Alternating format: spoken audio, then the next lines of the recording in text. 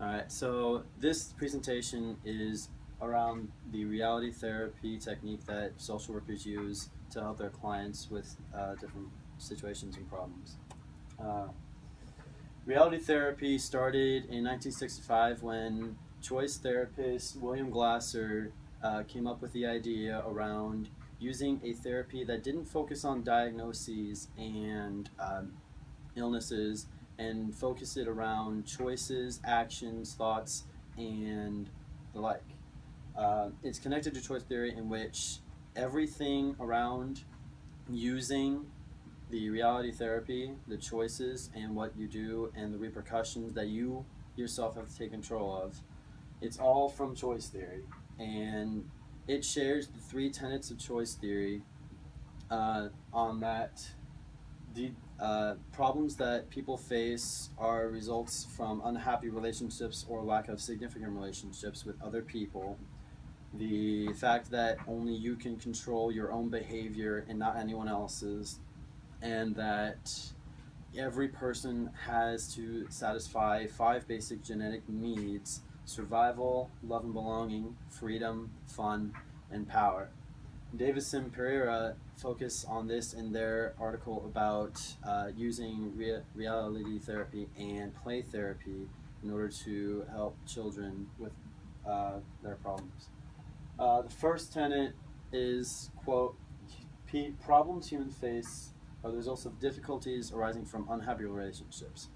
So conflicts arise and create problems that reduce one of the five needs that are outlined in the third tenet: the survival, love and belonging, uh, freedom, fun, and power. So if you have an argument with your guardian and they instill a punishment saying that you can't hang out with your friends, that is an imbalance where you have lost some of your freedom. So you do something in order to satisfy the need. The second tenet is that a person can only control their own actions. So reality therapy goes and talks with their clients and expresses the fact that you can only control what you think and what you act, and other people, they can't do anything about your actions and you can't do anything about their actions. And they base that with therapy and their clients to make sure that they can put a positive thought around a situation rather than focusing on the negative and instilling a illness. So, for example, a man comes in and talks to a reality therapist saying that he feels responsible for his alcoholic wife, enabling her to drink a lot. What a reality therapist would do there is he would say that, first of all, he would say that a you would not have control over her actions to drink.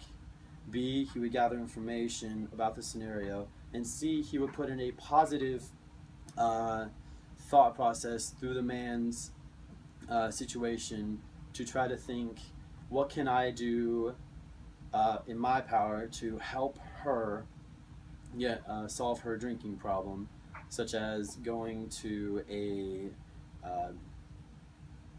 clinic to get her rehabilitated and get her sober, or some other situation. The third tenet and the most important tenet of choice theory and reality therapy are the five basic genetic needs. Now, each of these are outlined in Davison Pereira's article, but they go into more depth uh, in an interview done by Teresa Christensen of Robert E. Wobelding, a physiological professor at Xavier University. And he goes on stating that the five basic genetic needs are coupled with a want, an action that we do in order to satisfy the needs. So, for example, if a kid wants to go have fun, the fourth basic need, he would go and play with his friends outside. The want or action that he would do to satisfy that need.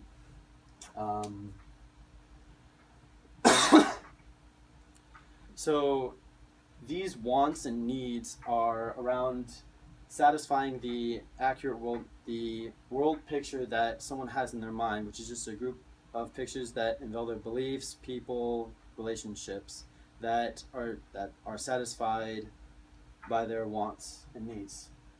And Wobelding explains that these 5 genetic needs are on a balancing scale, which whenever one of them has a deficit, you would do an action in order to level that balance scale so that you can have an equilibrium and a happy life.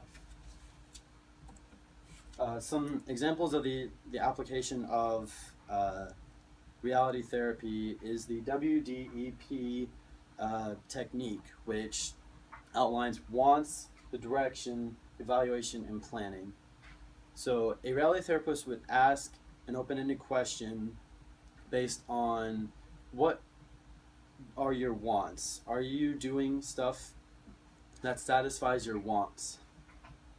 And the direction D would explain that what can you do in order to take your actions and direct them towards a positive input instead of one that is negative.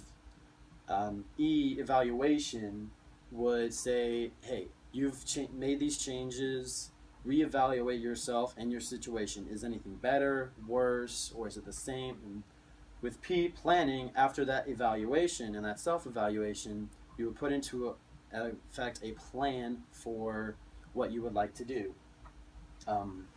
One case study that I found by Roby and Beebe was a bullying in look about how a bully would satisfy the 5 basic needs of the third tenet. So a bully might bully because he would get bullied himself if he wasn't the one performing the act of bullying. He might bully someone in order to get the respect and the affections of other people. For the love and belonging, he might need friends, so he bullies someone. He or she might bully so that they can feel free of the rules and be a rule breaker and experience more freedom in their lives.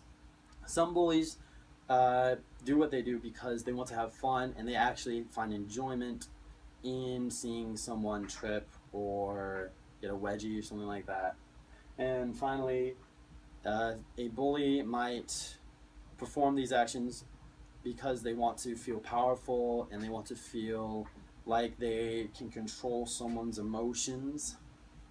And so to recap what I've talked about, reality therapy is based on the actions and thoughts that you have and take rather than thinking of an illness and being diagnosed. Now, in the end, they might be diagnosed, but the real motions that people take in order to make their lives better through this therapy would be to instill positive actions and take these 3 tenets into effect and do what they want.